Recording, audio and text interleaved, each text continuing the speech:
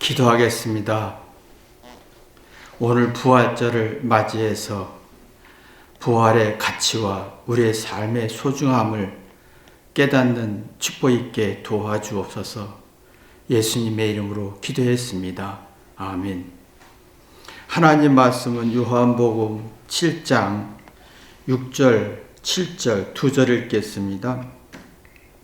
예수께서 가라사대 내 때는 아직 이르지 아니하였거니와 너희 때는 늘 준비되어 있느니라.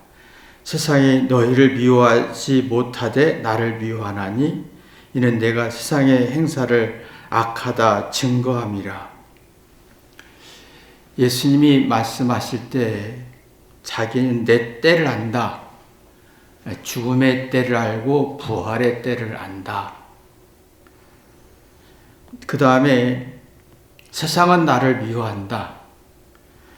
내가 회개하라 잘못이라 했기 때문에 나를 미워하고 나를 싫어할 것이다. 이런 설명을 하셨습니다. 근데 예수님은 자기 때, 자기의 죽음의 때, 부활의 때를 알았고 또 세상이 나를 미워하는 거 알았습니다. 우리가 보면 나는 세상에서 미움을 받지 않을 거고 긍정적인 평가를 받을 거라고 생각하는 것은 착각이라는 겁니다. 예수님이 죽음의 때를 알고 부활의 때를 알듯이 우리도 부활과 죽음의 때, 죽음의 때를 알고 부활의 소망을 가져야 삶의 소중함을 압니다. 여러분이 이렇게 했지만 예수님이 왜 고난을 받았고 또 죽음의 때를 기다렸고 부활의 소망을 설명했을까? 사실은 이게 아담과 하와가 선악과를 따먹어서 제멋대로 판단했습니다. 자신의 생각대로 자기 멋대로 하나님에 대한 사랑과 존중이 없었습니다. 제멋대로 판단하고 제멋대로 이해하고 이 번뇌의 망상 속에서 생명에 생긴 이성, 지혜가 없어서 교훈도 없고 지혜도 없고 생명의 기운이 하나도 없었습니다. 그러다 보니까 자기 삶의 소중함도 없고 가치도 몰랐지요. 그래서 하나님이 생각할 때 예전에서 살 수 없는 사람이다. 이 죽음의 땅을 보낸 겁니다. 이런 부활의 소망이 없고 어떤 죽음의 땅에 있는 사람들은 다시 시작하자, 다시 용기를 갖지 않은 부활의 소망이 없습니다. 의욕과 용기가 없어지면서 늙고 초라해지는 어떤 육적인 후패짐에서 죽음이라는 공포가 오면 의기소침해 불안과 공포가 감당할 힘이 없는 거예요. 그러면 자기 느낀 대로 주장하다 보면 이기적인 욕구대로 주장하다 보면 자존심의 욕구대로 주장하다 보면 허망해지고 아무도 없는 나만이 남아있는 내가 늙고 외롭고 초라한 것만 남아있는 내가 부활의 소망이 없고 삶의 가치도 상실하는 정말 공포 속에 살게 됩니다. 그러면 이게 의식이 죽어가면서 이성과 지혜로 풀 수가 없고 모든 문제를 이성과 지혜로 반응하지 않고 제멋대로 느낀 대로 부정적으로 반응하다 보니까 긴장과 스트레스 속에서 부활이라는 소망은 약해지고 또 부정적인 소망, 부정적인 성질은 강해지고 긍정적인 기운이 약해지는, 다시 산다라는 소망이 없습니다. 부활은 막막한 얘기 같고 실제 내 가슴에서 느껴지지 않는, 뭔가 그러다 보니까 내 삶이 소중함도 없고, 다 소중한데 못난 것도 소중하고 잘난 것도 소중하고 열등한 것도 소중하고 시간도 소중하고 함께 사는 것도 소중한데 이 소중함이 상실되었다는 겁니다. 부활은 다시 산다, 죽었다가 다시 산다가 했을 때 내 죄가 굉장히 소중함을 느낍니다. 내 악함이, 내 부족함이, 열등감이 굉장히 소중함을 느낍니다. 내가 이렇게 악한데, 내가 이렇게 못났는데 하나님이 내 부활 때문에 죽으셨어? 그러면 내 못난 것도 잘난 것도 삶도 시간도 내가 나이도 10대도 20대도 80대도 죽음의 때도 아주 가치 있게 여겨지고 고맙고 미안함 속에 절대로 주장하지 않고 내 주장을 합리적 의심하면서 모든 게 교훈이 되는 거지요. 실패했든 잘했든 우월하든 열등하든 간에 그 교훈을 얻으면, 그래서 내가 이렇게 살았고 이렇게 실수했고 이성이 자라고 그럼 앞으로 이렇게 살아야겠다는 지혜가 자라면서 통찰력이 생기죠. 그래서 하나님이 이런 말씀했구나. 그래서 상대가 나한테 이렇게 했구나. 그래서 내가 받아들이는 성질이 생깁니다. 그러면 내 못난 것도 내 부정적인 것도 슬픔도 받아들여지면서 천국의 소망이 생기면서 스스로의 어떤 자신감, 자존감, 또 신뢰를 만들어내는 걸 봅니다. 근데 지금 우리는 부활이라는 게 참 인식하기 어렵지요. 왜냐하면 지금 화려한 삶을 살기 때문에 풍요롭고 건강한 삶이고 좋은 약이 나오고 의술이 발전하고 그러면서 이상하게 삶의 소중함은 없고 못난 것도 소중하고 실수도 소중하고 열등한 것도 소중한데 이 열등한 건 소중하지 않고 잘난 건 소중하다 보니까 제멋대로 여러분이 열등한 걸 부정하고 잘난 걸 주장하고 가치를 느껴지면 제멋대로 생각하는 능력이 생깁니다. 삶의 소중함이 없어요. 함께하는 삶, 내가 한 세월을 보내는 삶에 대해서 소중함이 없습니다.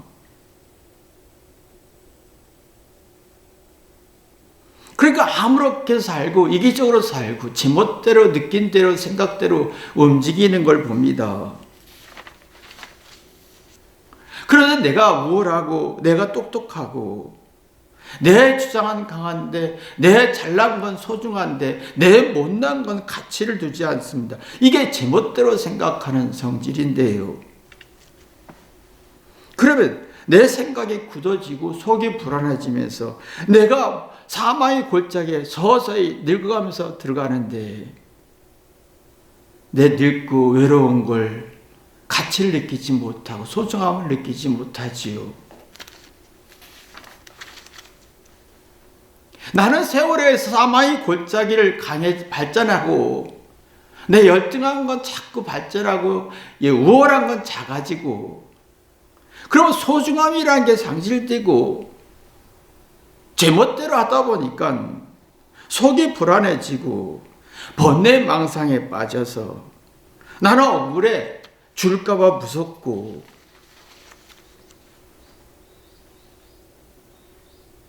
내가 외로울까봐 무섭고 돈이 없을까봐 무섭고 무시받을까봐 무섭고 이 부활이라는 성질이 일도 없다는 거예요.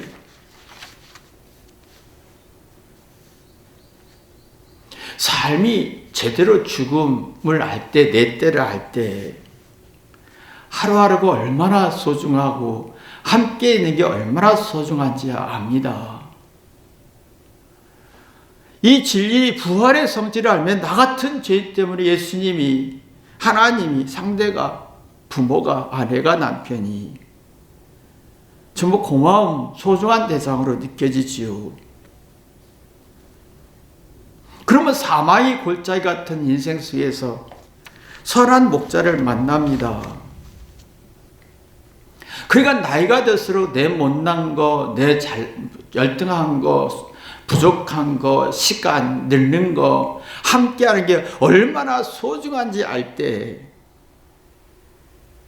사망의 골짜기에서 선한 목자를 만나는, 그러면 내 죽음의 때를 알지요.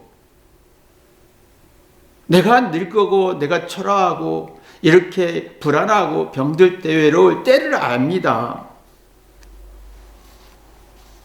그러면 하루하루 삶이 얼마나 소중한지를 알게 되겠지요. 그러면 이제 내 때를 알고 부활의 소망을 알고 소중함을 알게 되면 세상의 악을 깨닫게 됩니다. 예수님이 뭐라고 했냐면 사람들은 나를 미워할 것이다. 싫어한다. 그 이유는 내가 회개하라 했기 때문에, 부정적인 말을 했기 때문에 싫어할 것이다.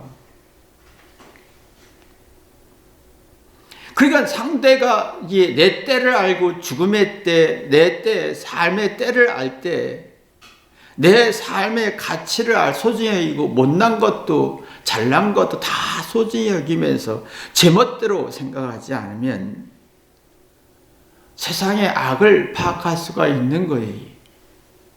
세상은 나를 비호할 수밖에 없다.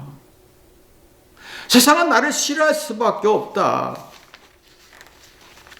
사람들은 나를 마음으로 받아들일 능력이 없다. 어느 사람도 내 말을, 사람들이 나를 마음으로 받아들이지 않는다. 적당히 비유 맞출 뿐이지. 그러면 내가 내 인생을 풀어낼 수가 있는 거예요.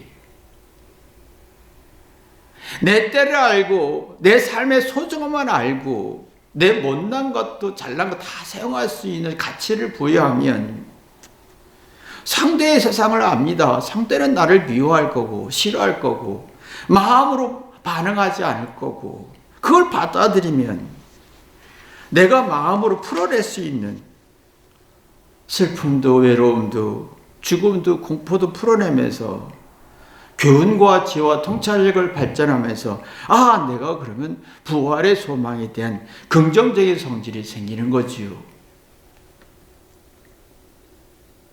그러나 내가 받아들이지 못하면, 내 못난 것 받아들이지 못하고 잘난 걸 주장할 때 제멋대로 판단하게 되면 상대가 나를 미워하는 걸 몰라요. 상대는 나를 좋아할 거야. 상대는 나를 사랑할 착각하지요. 그러면 내 못난 거, 부족한 거, 열등한 걸 풀어낼 수가 없고 부활의 소망이 없고 죽음의 공포만 있는 거예요.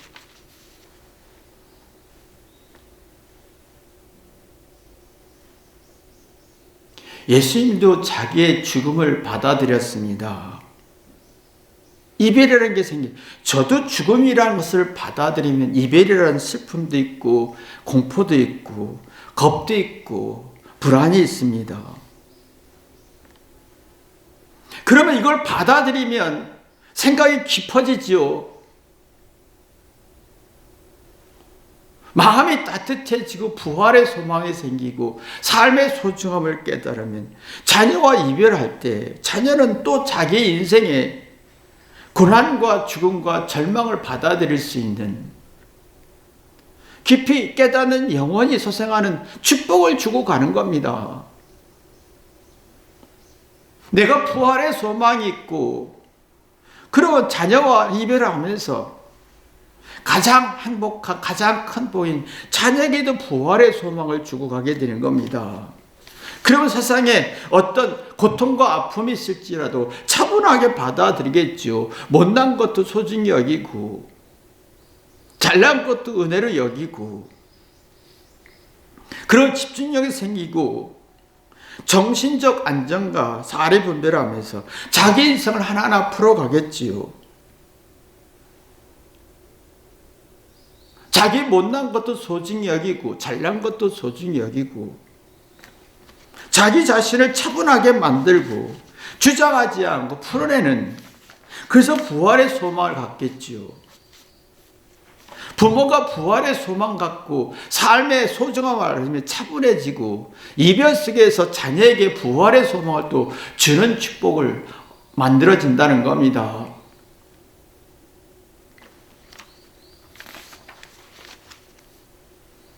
근데 이게 우리가 보면 잘하는 걸 주장하고 못하는 걸 가치를 부여하지 않고 소중함을 느끼지 못하면 상대와 나의 삶, 인생의 소중함을 못 느끼면 그냥 제멋대로 생각하고 미워지고 싫어지죠. 그러면 자신의 문제를 풀 수가 없습니다. 외로움, 죽음, 불안, 이걸 풀어낼 힘이 없어요. 그러면 상대에 대한 소중함도 없고 그 막연하게 상대는 나한테 잘해줄 거야, 상대는 나를 긍정적으로 평가할 거야, 상대는 나를 막 좋아할 거야 라고 착각 속에서 자기를 불안장애로 몰아가는 걸 보게 됩니다. 사람이요, 마음속에 죽음이라는 단어를 가지고 있고 떠날 때가 있고 이별할 때가 있고 받아들여지면 아주 신비한 게 나옵니다. 차분해지고 삶의 소중함을 느끼고 못났던 잘났던 간에 풀어내는 힘이 생기는데 우리 마음속에 저장된 기억이 있습니다. 이게 속마음이라 하기도 하고 무의식이라고 하고 자아라고 하기도 하고 불완전한 자아라고 하기도 합니다. 여기에는 잘못과 못난 것, 두려움이 가득 차 있는 저장된 공간입니다. 무의식 세계입니다. 근데 죽음의 때를 깨달으면 자기 저장된 속마음을 다 끄집어낼 수 있는 힘이 만들어집니다. 내가 그랬지, 내가 이렇게 불안했지, 내가 이유를, 내가 왜 그랬는지, 왜 불쾌하고 안하고 슬프고 무서운지 이유를 내 속에 있는 저장된 사고 속에, 저장된 기억 속에, 속마음 속에, 무의식에 저장된 그 악하고 어리석은 거 다 저장되어 있는 것을 하나하나 꺼집어내면서 이성으로, 지혜로, 통찰력으로 다 꺼집어내면서 내가 왜 이렇게 살았을까? 부활의 소망 가운데 하루하루 삶이 소중하고 과거의 잘못이 지혜로 가기 때문에 통찰력으로 발전하기 때문에 과거의 잘못도 소중함을 여깁니다. 근데 의외로 우리는 제멋대로 생각하기 때문에 자기의 저장된 어떤 기억, 무의식 속에 있는 속사람 마음 속에 있는 잘못이란 두려움에 끄집어내지 못합니다. 제멋대로 판단하면 소중함도 없고 차분함도 없고 내 속에 저장된 어떤 불완전하고 불쾌한 성질, 잘못이란 두려움을 끄집어내지 못해서 속이 불편해지고 부정적인 성질은 강해지고 어떤 긍정적인 성질은 약해지고 그러면 불안과 불쾌수가 높아지고 부활이라는 것은 자체가 인식하기 어려워진다는 겁니다. 그러면 사람을 미워할 수밖에 없지요. 그냥 싫어요. 내 마음속에 저장된 기억 속에 잘못이란 두려움에서 벗어나야 새로운 피조물이 돼야 누구를 사랑할 수 있고 이해할 수 있고 공감할 수 있고, 이게 안 되는 사람 그냥 싫어요. 예수님이 이걸 안 겁니다. 사람들은 나를 미워할 수밖에 없다. 그 이유는 나는 회개하라겠는데 그 회개란 말이 이 저장된 기억 속에 회개가 안 돼서 괴로웠고 스트레스가 많은 사람들은 그 한마디 한마디가 나를 미워할 수밖에, 죽이고 싶은 마음밖에 없기 때문이다.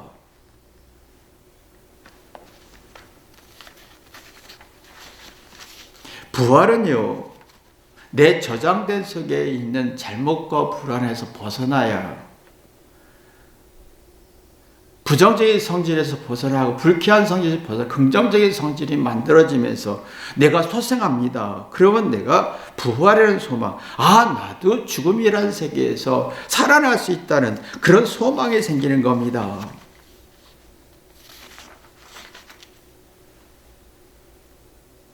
근데 내가 사랑으로 회개가 안 되어서 속에 있는 저장된 기억, 무의식 세계에 있는 어떤 불안, 잘못이라는 두려움이 가득하면 항상 싫어할 수밖에, 마음에 드는 게 하나도 없고 불쾌한 거예요.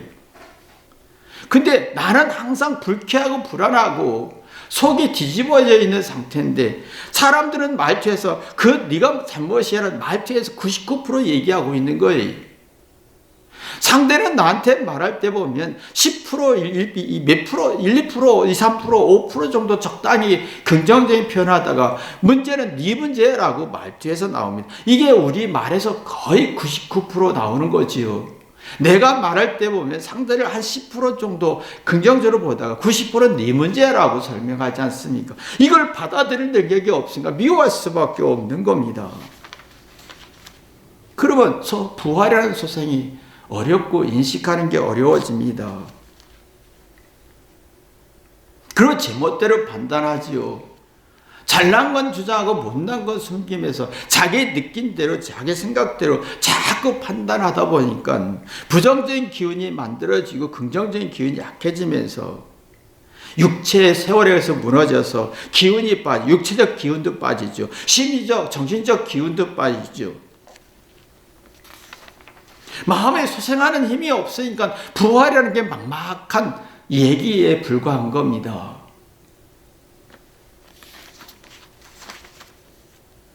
예수님은 자기가 부활을, 죽음의 때를 알았습니다. 그리고 부활의 때를 알았습니다.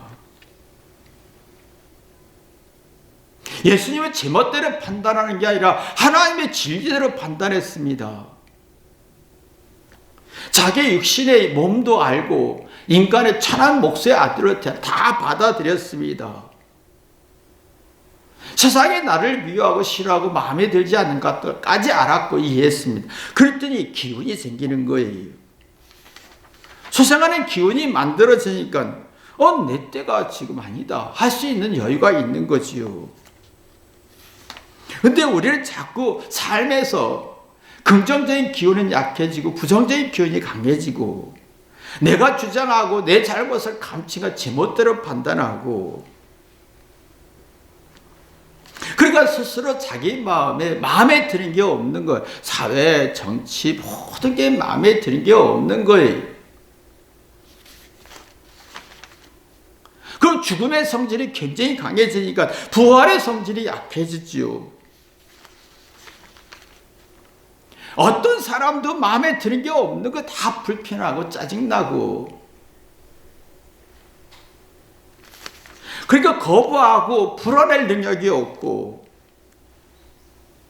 내가 이렇게 똑똑하고 오라고 옳은 말 하는데 내 주장은 강한데 내 못난 걸 감추면 제멋대로 판단하기 때문에 하나님은 천국에 살 수가 없다는 거예요.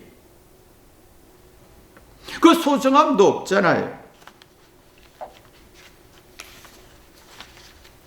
나이가 들수록 나 같은 죄인, 내가 늙고 초라한 죄인, 내가 못났고 부족하고 열등한 죄인 때문에 예수님이 상대가 희생했다, 고생했다고 생각하면 제멋대로 생각하지 않고 자기 인생의 가치를 압니다. 시간의 가치, 못난 것 가치, 열등한 가치, 모든 가치를 압니다. 절대 주장하지 않습니다. 이성으로 하나하나 풀어가면서 마음을 비워집니다. 저장된 기억, 불완전한 기억, 불완전한 자아, 속마음, 이게 어떤 거듭나지 못한 상태 다 풀어갑니다. 그걸 받아들이는 옥토가 만들어지지요. 근데 지금은 자꾸 이게 제멋대로 판단하는 게 많습니다. 그러다 보니까 받아들이지 못하고 마음을 비우지도 못하고 풀어내지 못하니까 죽음에 대한 두려움 속에서 부활의 소망이 약해지고, 누가 1%라도 잘못이란 말투가 나오면 마음이 안 드는 거예요. 싸우고 짜증나고 신경이 나고.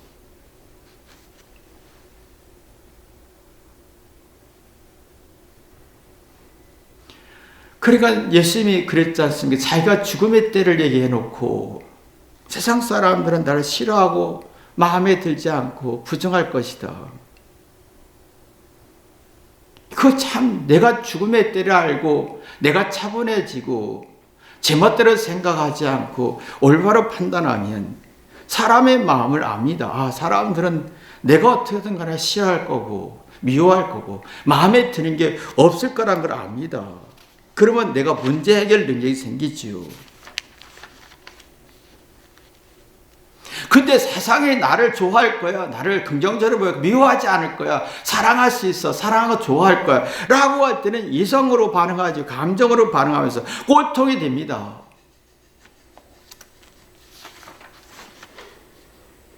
그럼 뭔가 내 안에 쫓기고 내 마음속에 제멋대로 판단하다가 이성적이고 지혜와 통찰력이 없으니까 쫓기는 삶을 살게 되죠. 이런 사람들은 부활의 소망이라는 게 거의 불가능합니다. 죽음에서 부활할 수 있어, 이 자체가 부담스러운 거지요. 자기 주장이 강한 사람이, 제멋대로 생각하는 사람들은 자기 주장이 굉장히 강합니다. 자기를 부인하지 않습니다. 자기를 합리적 의심도 해보지 않습니다. 누구나 다 나를 좋아할 거야. 누구나 나를 좋아해. 내가 생각하고 내가 주장하는 거 다 좋아할 거고 동의할 거야. 제멋대로 판단하고 주장하는 걸 사람들이 나를 미워하지 않고 100% 긍정적으로 평가할 거야 라고 생각하는 건 악이죠. 그래서 마태복음 16장 25절 누구든지 제 목숨을 구원코자 하면 잃을 것이오라고 했어요. 내가 주장하고 제멋대로 생각했던 걸 주장할 때는 그 생명의 기능이 죽을 것이다. 누구든지 나를 위해 제 몫을 잃으면 자기 주장을 버리고 제멋대로 생각하는 걸 버리면 생명을 얻을 것이다 라는 얘기예요.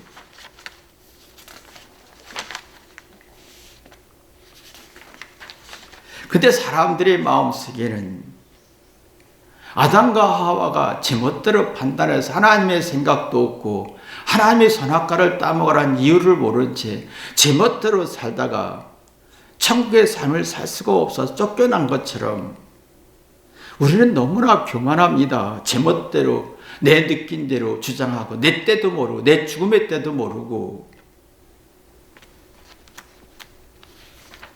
부활의 소망이 약해지는 거죠. 반성이라는 게 없습니다. 그렇게 진심이 없는 거예요.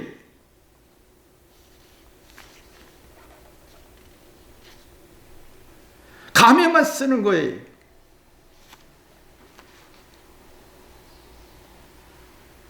나다운 삶을 상실하지요.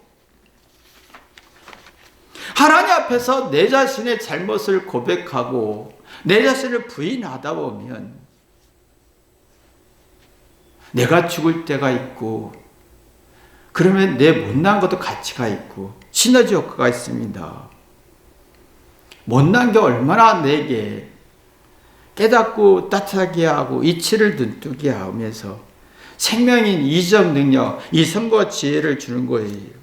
그럼 모든 게 가치 있고 소중합니다. 잘난 것도 못난 것도 다 소중합니다.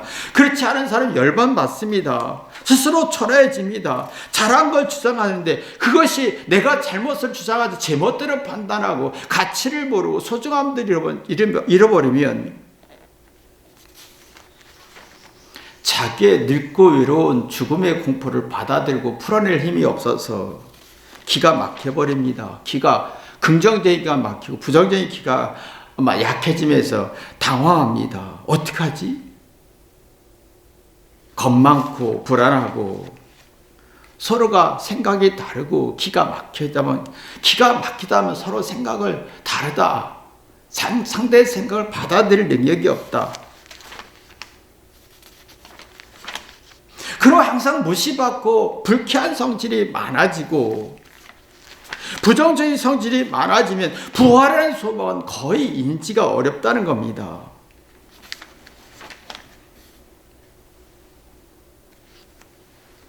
내가 제멋대로 생각하면 소중함도 없습니다. 죽음의 때를 받아들이면 인생이 얼마나 소중했고 그럼 회개하다 보면 내가 못난 게 얼마나 소중한지 깨닫게 되지요. 그러면 진정성, 진심이 나오면서 마음이 비워지지요. 이해하고 공감하는 능력이 생기면 내가 하늘의 소망이 생기고 세상은 다 나를 미워할 수밖에 세상을 분석할 수 있는 사례 분별할 수 있는 능력이 발전하게 됩니다. 그러면 내가 죽음의 때를 받아들일 수 있고 하늘의 소망을 가지게 되는 겁니다. 이러한 축복이 있기를 주님의 이름으로 기도합니다. 기도하겠습니다. 내 안에 부활의 소망이 생기게 도와주옵소서. 예수님의 이름으로 기도했습니다. 아멘.